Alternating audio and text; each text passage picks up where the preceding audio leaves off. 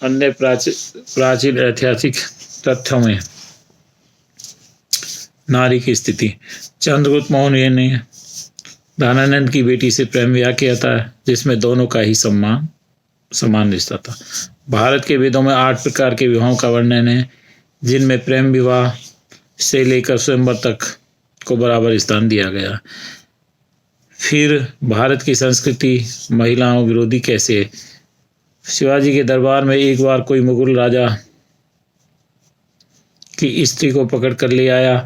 तब शिवाजी ने कहा, यह स्त्री हमारे लिए माता समान है, तथा इसे सम्मान वापस भेज दिया। यही नहीं, शिवाजी को महान शासक बनाने के पीछे उनकी माता जीजाबाई का बहुत बड़ा हाथ था। शिवाजी से लेकर झांसी की रानी तक कभी महिलाएं इस देश में दबाई नहीं गई हैं। फिर यह बात कि भारत की संस्कृति महिला विरोधी थी एकदम गलत प्रतीत होता है। यही नहीं, भारत में सबसे ताकतवर भीष्म को भी मत्स्य कन्या के कारण जीवन भर कुंवारा रहने तथा राजा न बनने की प्रतिज्ञा लेनी पड़ी। क्या यह सब स्त्रियां कहीं से कमजोर नजर आती हैं? इन्हीं सभी तथ्यों से यह साबित होता है कि प्राचीन भारत में, भारतीय संस्कृति में या भारत के हिंदू धर्म में कभी महिलाओं को दबाने या शोषण की बात नहीं की गई है। यह सब तब शुरू हुआ था जब भारत में विदेशी मुगल आक्रमण शुरू हुए। उस समय जब जीते हुए राज्य की महिलाओं को उठाकर उनसे बलात्कार एवं जबरन शादियां हुई, उस समय कई राजपूत महिलाओं ने पति की मृत्यु के तुरंत बाद जोहर करके स्वयं को जलाना शुरू किया, जैसे कि रानी पद्मावती, रानी करमवती।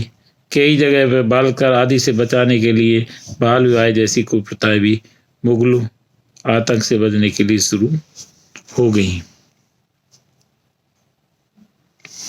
इन्हीं जोहर तथा अपनी इज्जत बचाने को लेकर जली हुई महिलाओं के विषय में अंग्रेज मिशनरियों ने जानबूझकर सती प्रथा लिखना शुरू कर दिया, जबकि असली में सती अनसुईया सावित्री जली नहीं थी, बल्कि अपने पतियों को मृत्यु से बचाकर ले आई थी।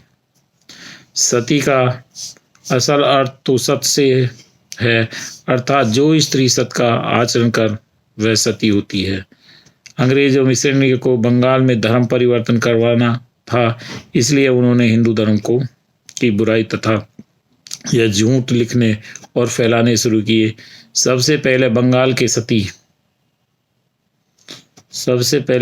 के सती औरतों के आंकड़े दुनिया के सामने रखे गए, जहां अंग्रेजों का राज था, एवं उन्हीं के द्वारा खोले गए कोलकाता के अंग्रेजी कॉलेजों में यह शोधकर्ता के लोगों तक फैलाए। यदि उस समय की अंग्रेजी पार्लियामेंट की डिबेट के आंकड़े देखे जाए तो मिशनरी एक दिन अलग आंकड़े देते था, दूसरे दिन अलग आंकड़े देते। इससे साबित होता है कि सतियों के जलने के आंकड़े झूठे तथा हिंदू धर्म को बदनाम करने के लिए लिए गए थे। इस विषय में भारत की 2 महिलाएं लेखिका मधु कीचर एवं मीनाक्षी ने अपनी पुस्तकों में लिखा है। इसी तरह अंग्रेजों ने दहेज हत्या को दहेज प्रथा का नाम दिया, जबकि असलियत में भारत में स्त्री नाम की एक प्रथा थी, जिसमें पिता की संपत्ति पर जितना अधिकार पुरुष का होता है, उतना ही महिला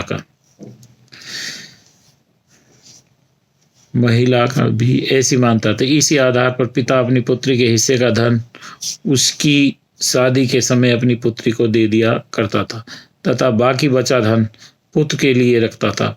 इसका दुरुपयोग तब होने लगा जब अंग्रेजों ने लूट कर भारत के लोगों को कंगाल बना दिया तथा उनकी उल्टी शिक्षा पद्धति में पढ़कर लोग लालची तथा पैसे के लोभी हो गए। पहले तो वस्तु विनिमय की व्यवस्था थी, अतः पैसे का लोभ ही नहीं था, मगर बाद में अंग्रेजों ने पैसे का लालच फैलाया तथा गरीबी के कारण लोगों ने शादी में पैसा मांगना शुरू कर दिया और कारण कई महिलाएं की हत्या हुई, मगर इसका भारत की संस्कृति या धर्म से कोई लेना देना नहीं था।